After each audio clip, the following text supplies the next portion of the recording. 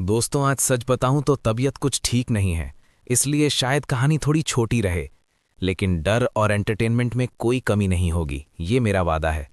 वैसे अगर वीडियो पसंद आए तो एक लाइक और कमेंट में कोई भी इमोजी छोड़ देना, दिल से अच्छा लगता है और शायद जल्दी ठीक भी हो जाऊं।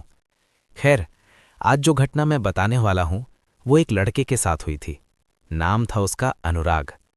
अनुराग मुंबई में रहता था, एक आईटी कंपनी में जॉब करता था और अकेला ही अपने फ्लैट में रहता था। उसका पूरा परिवार नागपुर के पास एक छोटे से गांव में रहता था। घर परिवार से उसका रिश्ता अच्छा था, पैसों की भी कोई दिक्कत नहीं थी, कार थी, फ्लाइट बुक कर देता था, सब ठीक चल रहा था। लेकिन इस बार गांव में एक ऐसा फंक्शन था जहां उसका होना बहुत जरूरी था। घर वालों ने साफ कह दिया, बेटा चाहे 2 दिन के लिए ही सही, लेकिन आना पड़ेगा। समस्या ये थी कि अनुराग को छुट्टी मिल ही नहीं रही थी। काफी मुश्किल से मैनेज करके उसने ऑफिस से छुट्टी ली और तय किया कि वो अपनी कार से ही नागपुर जाएगा। प्लान ये था कि दिन में ऑफिस पूरा करेगा, शाम को निकल पड़ेगा और सुबह तक नागपुर पहुंच जाएगा। मुंबई से नागपुर की दूरी लगभग 15-16 घंटे की थी और वो पहले कई बार ये सफ़र कर चुका था, लेकिन कभी भी रात में नहीं। इस दिन वैसे भी उसकी तबीयत ठीक नहीं थी, हल्का बुखार, दिन भर की थकान, ऊपर से लंबा ड्राइव। फिर भी उसने सोचा, चलो निकल ही जाते हैं, रास्ते में कहीं रुककर चाय वाय पी लेंगे। रात के लगभग 9:30 बजे उसने मुंबई की भीड़ छोड़ दी और हाईवे पकड़ लिया।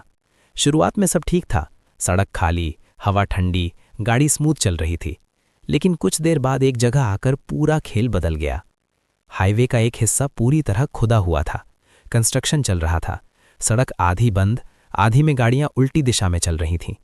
मजबूरी में अनुराग को भी रॉन्ग साइड से गाड़ी चलानी पड़ी। गड्ढे, टूटे रास्ते, तेज रफ्तार ट्रक। उसकी तबीयत और बिगड़ने लगी, सिर भारी, आंखें जल रही थीं। वो गाड़ी रोकना चाहता था, लेकिन रोक भी नहीं सकता था, चारों तरफ ट्रैफिक। काफी आगे जाकर उसे एक छोटा सा रास्ता दिखा, हाईवे से हटकर एक साइड रोड। उसने बिना ज्यादा सोचे लेफ्ट टर्न ले लिया। सोचा, कम से कम यहां रुककर थोड़ा आराम तो कर पाऊंगा। वो रास्ता पक्का था, सीमेंट का बना हुआ, लेकिन पूरी तरह सुनसान। ना कोई स्ट्रीट लाइट, ना कोई दुकान, ना कोई घर, ना कोई इंसान। फिर भी वो चलता रहा, सोच रहा था थोड़ी देर में कोई गांव आ ही जाएगा। लेकिन 1 घंटा बीत गया और कुछ भी नहीं बदला। अब उसकी हालत बहुत खराब हो चुकी थी, आंखें अपने आप बंद हो रही थीं, बुखार तेज, शरीर कांप रहा था। तभी अचानक उसे सामने एक रोशनी दिखी, एक अकेला सा पेट्रोल पंप। उसने राहत की सांस ली, कम से कम यहीं गाड़ी लगाकर सो जाऊंगा। पेट्रोल पंप पर सिर्फ एक लाइट जल रही थी, चारों तरफ अंधेरा। वो गाड़ी से उतरा, ऑफिस वाले कमरे की तरफ गया और दरवाज़ा खुलते ही देखा अंदर एक करीब 55 साल का आदमी बैठा रजिस्टर में कुछ लिख रहा था। आदमी ने उसे देखकर कहा, अरे 3 दिन में पहला ग्राहक मिला है। अनुराग ने पेट्रोल भरवाया और बोला, अंकल मेरी तबीयत ठीक नहीं है, क्या मैं थोड़ी देर यहीं गाड़ी में सो सकता हूं? अंकल ने अजीब सा जवाब दिया, देखो बेटा, मैं तो यहां नहीं रुकता, तुम्हें ठीक लगे तो रुक जाओ। बस यही लाइन कुछ अजीब सी लगी अनुराग को, लेकिन हालत इतनी खराब थी कि उसने ज्यादा नहीं सोचा। गाड़ी में बैठा, सीट पीछे की, अलार्म लगाया 3 बजे का और लेट गया।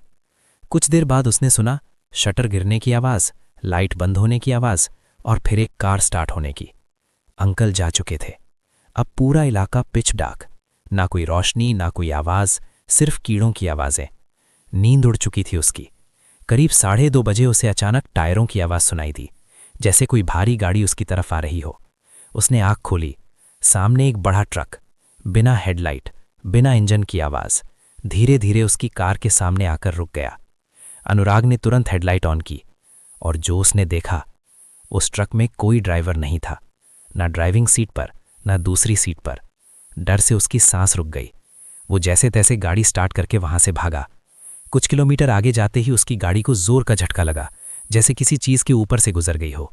उसने रियर मिरर में देखा, पीछे सड़क पर एक काली पॉलिथिन, लगभग 5 फीट लंबी, ऐसी बंधी हुई जैसे अंदर कुछ रखा हो। अगले ही पल वो पॉलिथिन उसकी कार के बिल्कुल पास आ चुकी थी और तभी फिर वही आवाज, टायरों की। वही ट्रक फिर आ रहा था, बिना हेडलाइट, बिना ड्राइवर। इस बार दोनों दरवाजे अपने आप खुल गए।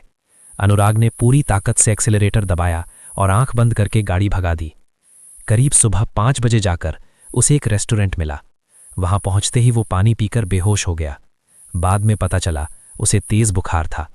ये पूरी घटना उसने खुद इंस्टाग्राम पर लिखी थी और अंत में बस एक लाइन लिखी थी, उस दिन के बाद से मैंने कभी रात में ट्रैवल नहीं किया और कभी भी शॉर्टकट रास्ता नहीं लिया। आज तक उसे नहीं पता वो ट्रक क्या था, वो पॉलिथिन में क्या था और पेट्रोल पंप वाला आदमी असल में कौन था। कुछ रहस्य शायद हमेशा रहस्य ही रहते हैं।